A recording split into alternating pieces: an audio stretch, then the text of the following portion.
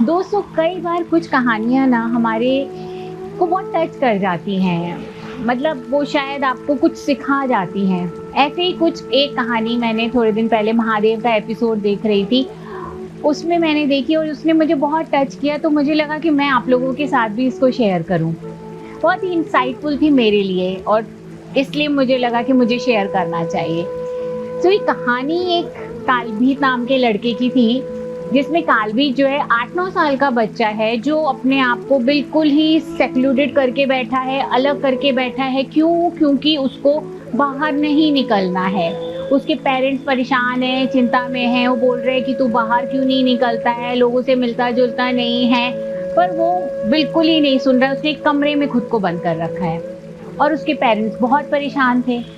ना सिर्फ उसके पेरेंट्स परेशान थे, बल्कि उसके साथ-साथ समाज के लोग उसके पेरेंट्स को ब्लेम भी कर रहे थे। उसके समाज के लोग कह रहे थे कि तुम लोगों की वजह से ही ऐसा हुआ है, अब तुम इसको बाहर निकालो, नहीं तो हम तुम्हारी शिकायत करेंगे कि तुम्हारा बेटा कभी भी बाहर नहीं आता है। और पेरेंट्स बहुत ज़्यादा चिंता में, उनको लगता है कि अब वो क्या करें। पर वहाँ पे बच्चे की कंडीशन सोचिए, जो डिप्रेस होता जा रहा है, जो अंदर बैठ के रूम में रोता है और बाहर निकलना नहीं चाह रहा है। अब वो खाना भी नहीं खाना चाह रहा है। तो ऐसे में महादेव महादेव को पता था कि ये बच्चा वो बच्चा है जो फ्यूचर में बहुत कुछ करने वाला है, वो लोगों को बहुत शिक्षाएं देने वाला है। पर अभी ये खुद कहीं फंसा हुआ है, खुद कहीं अटका हुआ है। और क्योंकि वो इस बात को जानते थे, तो उन्होंने कहा कि मुझे इस बालक के लिए कुछ करना है, मुझे ही इसको इस गड्ढे से बाहर निकालना पड़ेगा। ये अंधेरा जो इसके चारों तरफ है, मुझे ही इस पे काम करना पड़ेगा। तो महादेव नट भैरव का रूप लेकर के उसके पास जाते हैं। और जब वो नट भैरव का रूप लेके जाते हैं, तो पहले तो कालभीत महादेव से भी डरता है, नट भैरव से डरता है, उससे बात करना नहीं चाहता है। लेकिन धीरे धीरे वो उसके साथ दोस्ती करते हैं, उसके अंदर घुसने की कोशिश करते हैं, एक ट्रस्ट डेवलप करते हैं। और जब ये ट्रस्ट डेवलप हो जाता है, तो फिर कालभीत नट भैरव के साथ थोड़ा फ्रेंडशिप वाला रिलेशनशिप में आ जाता है और फिर वो उनके साथ बातें करना शुरू कर देता है। तो महादेव थोड़े से क्यूरियस बनते हैं और उससे पूछते हैं कि क्या बात है, तुम बाहर निकलना क्यों नहीं चाहते हो? तो कहते हैं कि मैं क्यों निकलूं बाहर? बाहर निकलते ही तो बहुत सारे लोग इतने खतरनाक खतरनाक हैं, वो लोग इतने सेल्फिश हैं, वो दूसरों को नुकसान पहुंचा सकते हैं। मेरे को बाहर निकलने से बहुत डर लगता है। तो नट भैरव को बहुत आश्चर्य होता है कि ऐसे कैसे ये कह रहा है। तो पूछते हैं कि तुम्हें ऐसा क्यों लगता है कि लोग बहुत ही ज्यादा सेल्फिश हैं, खतरनाक है, मतलब तुम तो कभी बाहर निकले ही नहीं हो। तो वो बोलता है कि नहीं, मैं निकला नहीं तो क्या हुआ, मैंने अपने पेरेंट्स को ऐसी बातें करते हुए सुना है। जब मैं छोटा था तो मेरे पेरेंट्स बोलते थे कि बाहर लोग बहुत स्वार्थी हैं, लोग सिर्फ अपने लिए काम करते हैं, उनको सिर्फ दूसरों को नुकसान पहुंचाते हैं। तभी तो मैं अवॉइड करता हूँ, इसीलिए तो मैं नहीं जाना चाहता हूँ। मैं बाहर निकलूंगा, वो लोग मुझे भी खत्म कर देंगे, मुझे भी नुकसान पहुंचाएंगे। एक दूसरे के लिए कुछ नहीं करते हैं, सिर्फ नुकसान पहुंचाते हैं।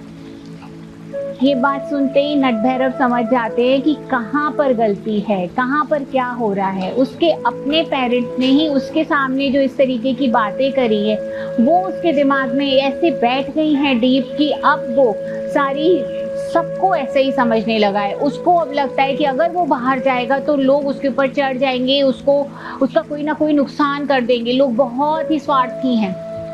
तो वो इसीलिए इस डर से बाहर नहीं निकल रहा है। ऐसे में गणेश जो महादेव के साथ वहां गए थे उनके शिष्य के रूप में, वो दौड़ करके आते हैं वहां कमरे में। इट्स वेरी इंटरेस्टिंग यहाँ पर।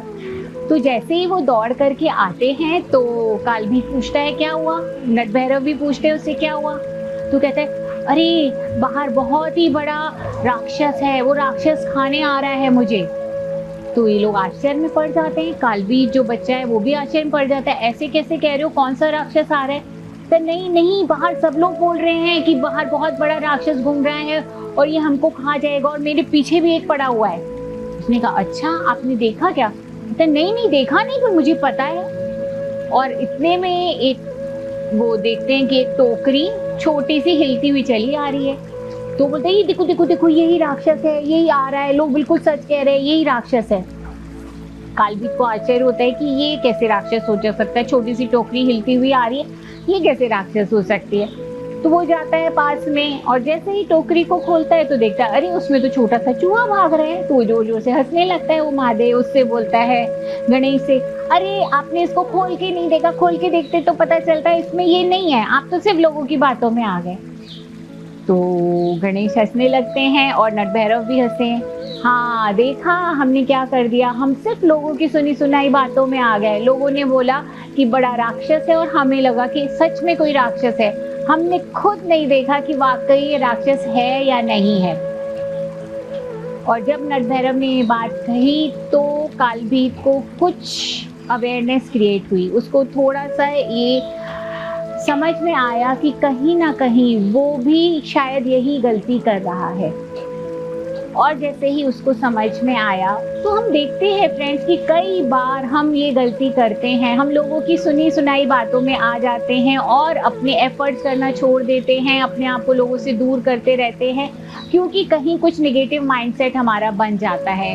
पेरेंट्स जब बच्चों को बचपन में इस तरीके की बातें उनके सामने करते हैं जो बहुत नेगेटिव होती है, कई बार रिश्तेदारों के बारे में, तुम्हारे चाचा तुम्हारे ताऊ, या उनको नहीं बोलते, आपस में बात कर रहे होते हैं कि ये फलाना ऐसा है और ये ऐसी बातें करता है। बच्चे ऐसा नहीं है, बच्चे सब कुछ सुन रहे होते हैं और उसको समझ रहे होते हैं और वो अपने माइंड में वो इम्प्रेशंस डाल देते हैं। अब वो वहाँ से ही उन रिश्तेदारों को, उन लोगों को कनेक्ट करते हैं।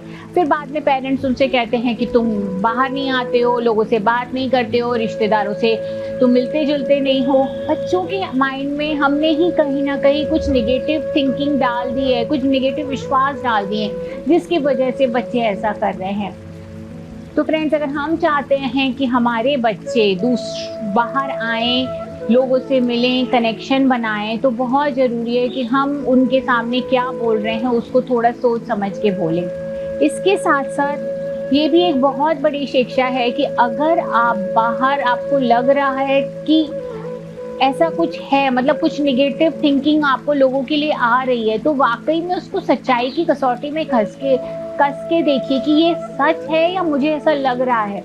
क्योंकि 99% जो हमने स्टोरीज बनाई होती हैं कि लोग सेल्फिश हैं, लोग खराब हैं, ये मेरा ये कर सकता है, ये मेरा वो कर सकता है, ये सारा का सारा हमारा सुनी सुनाई बातों की वजह से क्रिएटेड माइंडसेट होता है। तो अगर हम उसको रियलिटी के रेल्म में जाके देखेंगे तो हमारे लिए बहुत सारी चीज़ें ओपन अप हो सकती हैं। और अगर हो सकता है कि सामने वाला वाकई हमारे लिए अच्छा ना हो, वाकई सेल्फिश हो और हमें नुकसान पहुंचा सकता हो, तब भी हम एक करेज लेकर के उसके साथ अपना फाइट कर सकते हैं, अपने उसके लिए लड़ सकते हैं, अपने हक के लिए लड़ सकते हैं हम बाहर आकर के उनके साथ। अगर हम अपने आप को बंद कर देंगे कि हमें तो इससे मिलना जुलना नहीं है, हमें कुछ करना नहीं है, तो हम कहीं ना कहीं अपनी ग्रोथ को रोक रहे हैं। महादेव के इस एपिसोड से इतनी ज़्यादा लर्निंग्स मुझे मिली हैं, मुझे लगा कि मुझे ये आप लोगों के साथ ज़रूर शेयर करना चाहिए।